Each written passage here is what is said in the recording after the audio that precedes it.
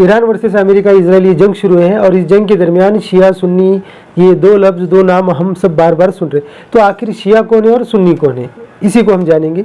तो शिया मुसलमान, सुन्नी मुसलमान, नाम में ही मुसलमान है तो दोनों भी मुसलमान है, इसमें कोई ज़्यादा अंतर नहीं। बहुत सारे लोगों को लगता है बिल्कुल ये अलग है, इनका जमता ही नहीं, ये एक दूसरे के दुश्मन है, तो ये बिल्कुल गलत है। ये दोनों भी मुसलमान हैं, तो थोड़े थोड़े उनमें फ़र्क है, कुछ विचारधाराएँ, कुछ मान्यताएँ थोड़ी थोड़ी अलग है, या कुछ इबादत करने के तरीके थोड़े बहुत अलग है, लेकिन बाकी सब एक है।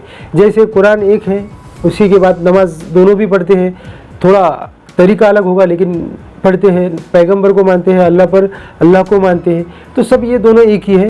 फिर आखिर ये शिया और सुन्नी कौन है, या फिर कैसे जो है तो ये अलग अलग हो गए, या मुसलमान दो खेमों में कैसे बटे, इसको ही हम जानेंगे।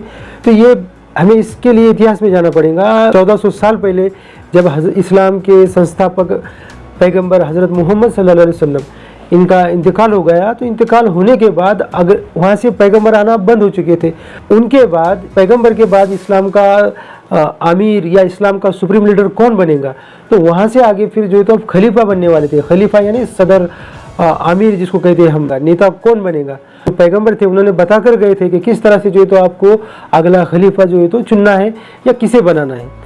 तो वो जब हयात थे तभी उन्होंने जो है तो हज़रत अबू बकर के बारे में बहुत उन्होंने बातें बताई थी, तो इसलिए एक कमेटी भी बनाई गई थी और वो कमेटी के तहत जो है तो इस्लाम के पहले खलीफा हज़रत अबू बकर रज़ी अल्लाह ताला अन्हु ये चुने गए। ये सबको स्वीकार भी हो गया, लेकिन कुछ लोग ऐसे भी थे जो चाहते थे कि आने वाला खलीफा पैगंबर के बाद जो खलीफा बनेगा वो पैगंबर के घर का हो, उनका वंशज हो, उनके ही घर में से हो।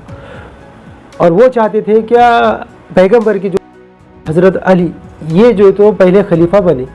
बस यहाँ से जो तो विवाद हुआ, और जिन्होंने हज़रत अबू बकर को खलीफा माना, या जो लगभग 90% जो लोग थे या मुसलमान थे वो सुन्नी मुसलमान कहलाए, और जो हज़रत अली को खलीफा बनाने के बारे में कहते थे वो उन्होंने जो तो अपने आप को शिया मुस्लिम वो कहलाने लगे।